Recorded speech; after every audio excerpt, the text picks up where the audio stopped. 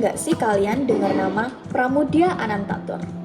Kalau kalian suka sastra Indonesia, harusnya kalian udah nggak asing lagi dengan nama itu.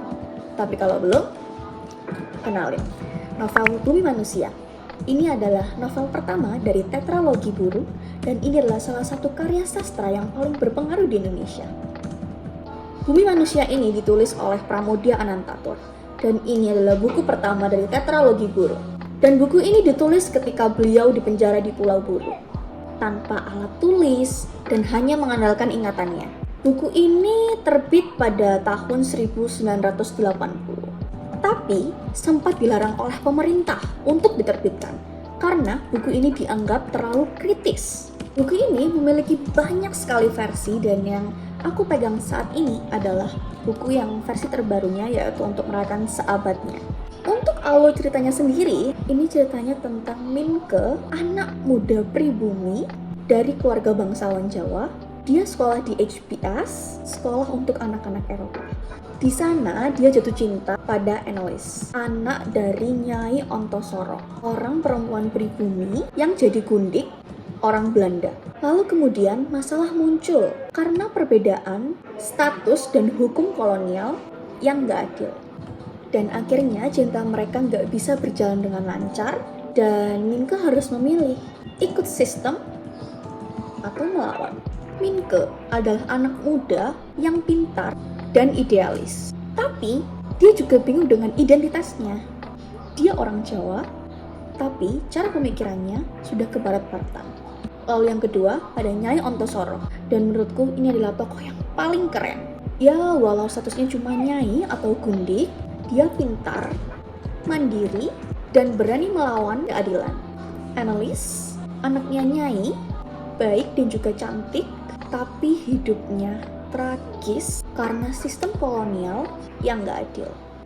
Buku ini banyak sekali ngomongin soal penjajahan, pendidikan, ketidakadilan hukum, dan juga identitas. Gaya menulis dari Pramoedya Anantatur ini sangatlah dalam, tapi juga sangat jelas. Ya, mungkin memang kadang bahasanya itu agak kuno, tapi sebenarnya makna di balik itu sangatlah kuat. Pramoedya ini bisa bikin kita merasa sedih, marah, senang, semangat dalam suatu cerita. Dan menurutku yang paling menarik dan yang paling bikin aku kagum adalah Pramoedya menulis ini pada saat dia di penjara, tanpa catatan, hanya mengandalkan ingatannya. Dan buku ini juga bukanlah hanya cerita, tapi bentuk perlawanan yang kuat melalui tulisan. Biasanya, tokoh perempuan di cerita kolonial, di film, ataupun di novel itu selalu dicap lemah. Tapi Nyai Ontosoro berbeda. Ya, dia cuma gundik, tapi cerdas, berani, dan berdiri di sejajar orang-orang Eropa. Bahkan dalam hal lain, dia lebih berpendidikan. Dan juga pastinya dia lebih berwibawa. Ada salah satu pernyataan yang menurutku menarik dari Nyai Ontosoro.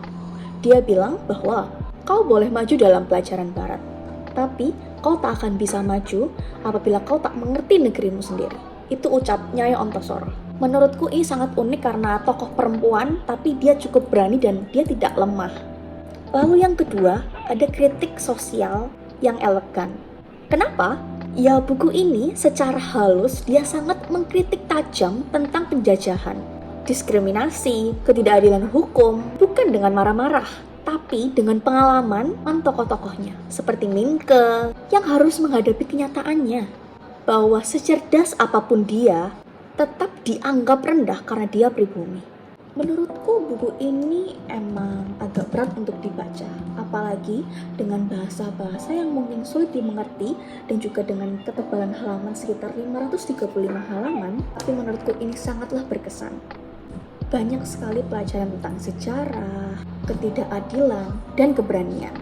Cocok banget buat kamu yang suka versi serius, sejarah, atau mungkin lagi nyari buku yang bikin mikir. Dan aku kasih rating 4,5/5 untuk buku Bumi Manusia. Itu tadi review untuk Bumi Manusia. Dan kalau kalian udah nonton filmnya atau udah baca bukunya, tolong dong tulis di kolom komentar untuk pendapat kalian semua.